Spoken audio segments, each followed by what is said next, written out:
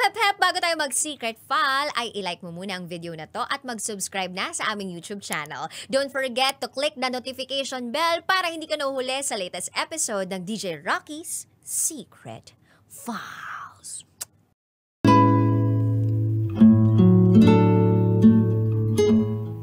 And now, it's time for DJ Rocky's Secret Files.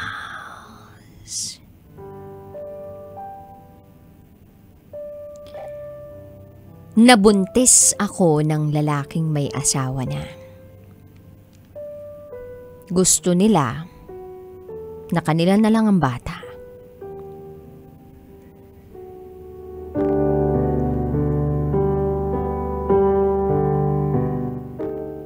Hi DJ Rocky. Naguguluhan ako kung ano bang dapat kong gawin bilang ina sa dalawang bata na magkaibang tatay. Itago mo ko sa pangalang Ana, 26 years old. At ito ang aking secret file.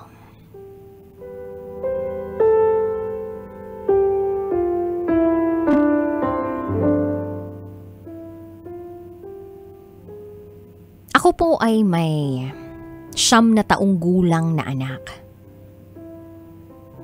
sa una kong asawa. Hindi nga lang kami kasal, pero itinuturing ko yung una kong asawa na asawa ko. Hindi nga lang legal ang samahan namin.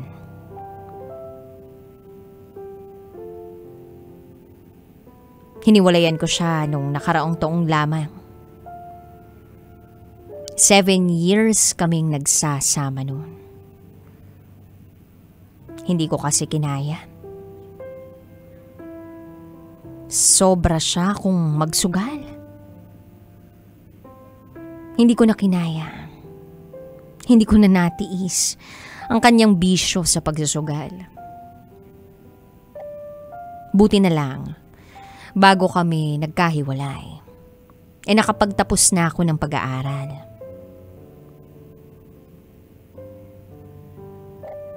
Ngayon, may bagong dagok ang buhay namin. Naguguluhan ako. Nagkaroon ako ng relasyon sa isang lalaki na may asawa na.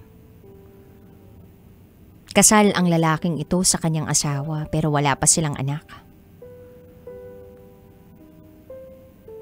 May edad na yung babae at lalaki. Nasa 51 years old na yung lalaking nakarelasyon ko.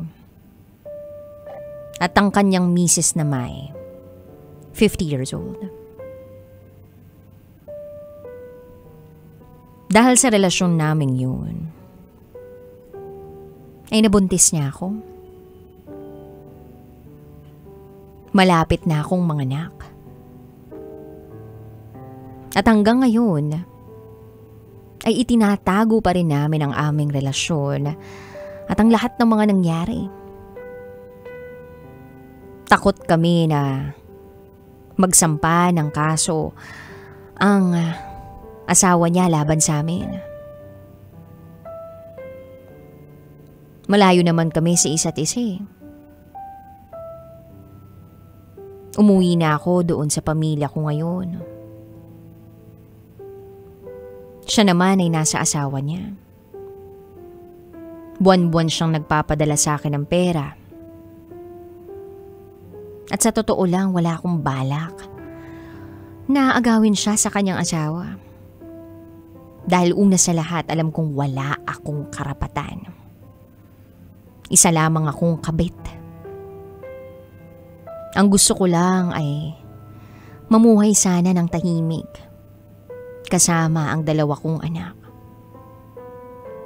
Kaya lang, ang gusto ng ama ng bata na nasa sinapupunan ko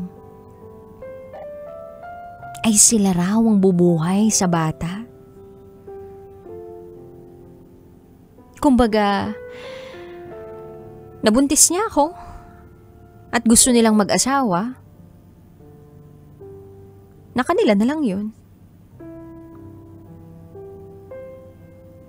Although, hindi ko alam kung nabanggit niya na talaga ng tunay ito sa kanyang asawa. Pero malamang daw, ay gugustuhin ito na magkaanak sila. Yung magkaroon ng maaalagaan.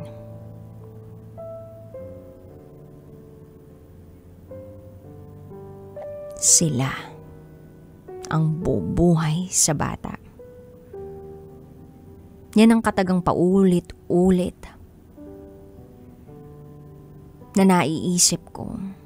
Tumatakbo sa utak ko. Hindi ko tuloy alam kung anong dapat kong gawin. Kung papayag ba ako sa kagustuhan ng lalaking ito o hindi. Sigurado naman ako na kung nasa kanila ang bata, mabibigyan ito ng magandang kinabukasan. Parehas naman sila ng asawa niya na may kaya sa buhay. Kaya lang syempre, bilang isang ina, masakit sa akin to. Yung iniisip ko pa lang na mawawalay sa akin ang anak ko, parang hindi ko kaya. Kaya ko naman buhayin ang 2 bata. Dahil pwede naman akong maghanap ng trabaho. Makikitira muna ako sa pamilya ko. Kaso, mahihirapan lang talaga ako. Sana ay matulungan ninyo ako sa pamamagitan ng mga maipapayo nyo sa akin. Paano ko sasabihin sa asawa niya ang mga nangyari sa amin kung sakaling magkakaharap kami na kukunin na nila yung bata? Ano kayang gagawin ko? Sana matulungan niyo ako. Hanggang dito na lang po muna, DJ Rocky. Muli, ako si Ana. At ito, ang aking secret file.